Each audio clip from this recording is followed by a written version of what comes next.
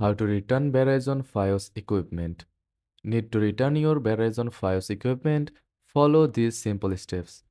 Step 1. Gather all the equipment you need to return, such as routers and set-top boxes.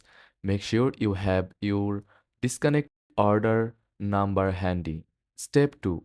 Check if you received a return kit from Verizon. If not, contact Verizon customer service to request one or ask them to email you a prepaid shipping label. Returning through UPS is easy and convenient. Step 3. Take your equipment and the disconnect order number to a UPS store.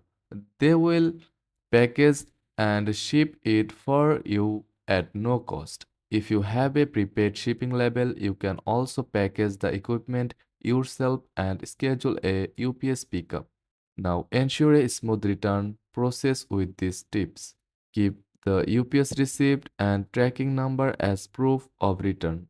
If you encounter issues, consider contacting Verizon's Executive Relations Office for faster resolution. Thanks for watching.